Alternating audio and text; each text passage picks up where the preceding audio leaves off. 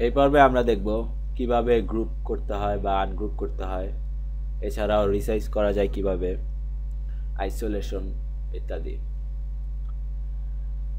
Group বলতে ধরুন আমরা যদি এখানে সিলেকশন টুলটি সাহায্যে এটি সিলেক্ট করি, তাহলে আমরা দেখতে পাবো এই এক পাশ সিলেকশন তৈরি হয়েছে এবং অপর পাশের আর্টওয়ার্কটি সিলেক্ট হয়নি।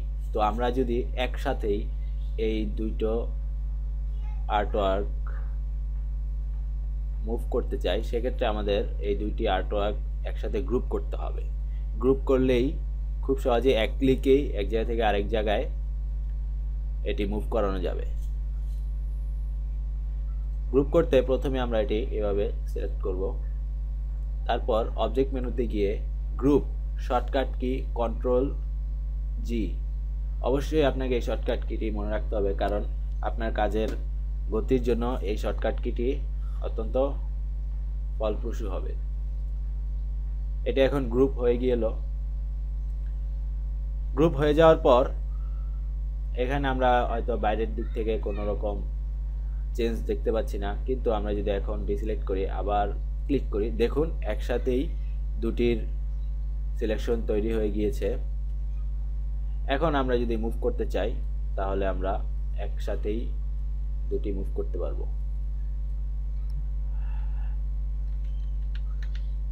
এখন আমরা আবার দেখাবো কিভাবে আনগ্রুপ করতে হয়। এটি ক্লিক করার পর আমরা যদি অবজেক্ট মেনুতে যাই, তারপর আনগ্রুপ শর্টকাট কি Shift+Ctrl+G এটি চাপি, তাহলে এটি আনগ্রুপ হয়ে গিয়েছে। এখন আমরা যদি আবার ক্লিক করি তাহলে আবার দেখতে পাবো আমরা আগের মতোই সেটি আলাদা রয়েছে। অর্থাৎ গ্রুপ আনগ্রুপ সবগুলোই আপনার কাজের উপর ডিপেন্ড করে। আপনার কাজ শেষ হয়ে গেলে আপনি আনগ্রুপ করে রাখতে পারেন, বা আপনার কাজকে গুছিয়ে রাখতে সেক্ষেত্রে আপনি আর্টওয়ার্কগুলো গ্রুপ করে রাখতে পারেন। গ্রুপ করা ছাড়াও আমরা এখন দেখব কিভাবে আইসোলেশন মোডে এডিট করা যায়। আইসোলেশন বলতে ধরা যাক আমরা শুধুমাত্র এই আর্টওয়ার্কটি এডিট করতে চাই, অন্য যে আর্টওয়ার্কগুলো রয়েছে সেটি আমরা এডিট করতে চাই না। তো আমরা প্রথমেই এটি সিলেক্ট করি, এরপর এখানে আমরা যদি ডাবল ক্লিক করি, দেখুন এমন একটি উইন্ডো এসেছে। এটি আমরা এখন জুম করতে পারি, তাহলে আমাদের দেখতে সুবিধা হবে।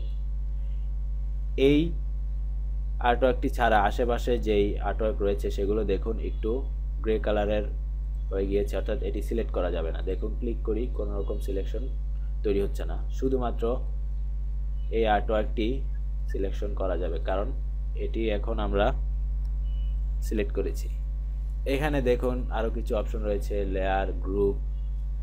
এখন ধরুন আমরা শুধুমাত্র এই কালো এই ব্রাশের কালারটি আমরা চেঞ্জ করতে চাই। এখন আমরা যদি এটার ভিতরে আবার ডাবল ক্লিক করি, তাহলে দেখতে পাবো শুধুমাত্র এই সিলেকশনটি সিলেক্ট হয়েছে এবং অন্যগুলো আবার গ্রে কালার হয়ে ডিম হয়ে রয়েছে, অর্থাৎ এটি এখন আর সিলেক্ট করা যাবে না। আবার এই অংশটি আমরা সিলেক্ট করতে চাই, এখন দেখুন বাকিগুলো হাইড হয়ে গিয়েছে, এখন শুধুমাত্র এইটি সিলেক্ট রয়েছে। এখন ধরা যাক আমরা এটির কালার এই কালারটি দেব, তারপর আমরা আবার আগের গ্রুপে ফিরে যাই। এখান থেকে আমরা গ্রুপের আগের পজিশনে যেতে পারি, এখানে ক্লিক করি, দেখুন আবার এটিও আমরা এভাবে কালার চেঞ্জ করব। ঠিক একইভাবে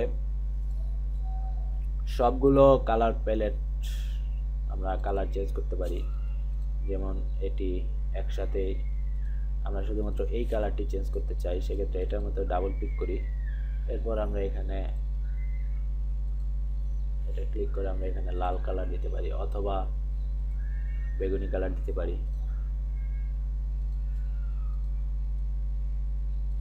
এভাবে আমরা খুব সহজেই ইন্ডিভিজুয়াল সবগুলো আমরা বিভিন্ন কালারের রঙিন করতে পারি।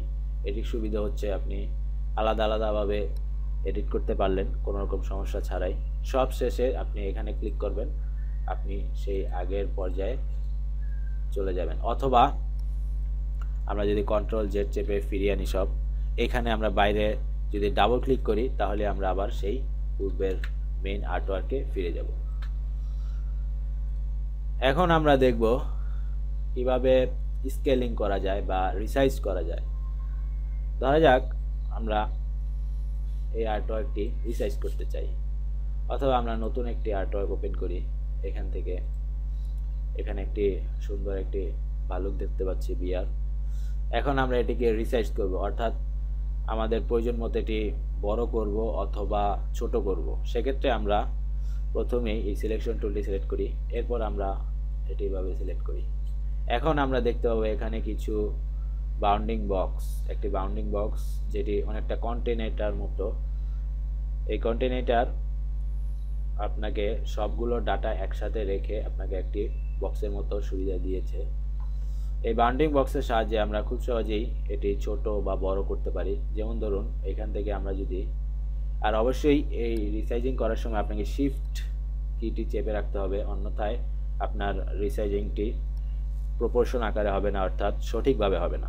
ধরা যাক আমরা শিফট কি চেপে এটি যদি আমরা এরকম করি, দেখুন এটি ছোট হয়ে গিয়েছে কোনো রকম সমস্যা ছাড়াই।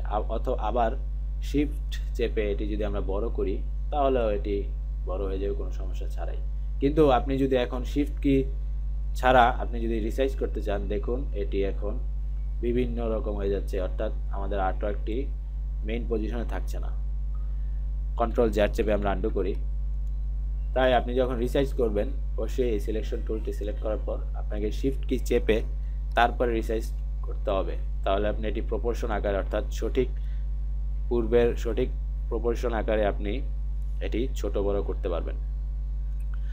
অথবা আপনি যদি এই কর্নার বরাবর আপনি রিসাইজ করতে না চান, যদি চান এই সেন্টার বরাবর রিসাইজ হবে, তাহলে আপনাকে করতে হবে শিফট অল্ট এই দুটি কি চেপে আপনি যদি ছোট মাউস দিয়ে ড্র্যাগ করেন তাহলে দেখুন এটি সেন্টার বরাবর ছোট বড় হচ্ছে।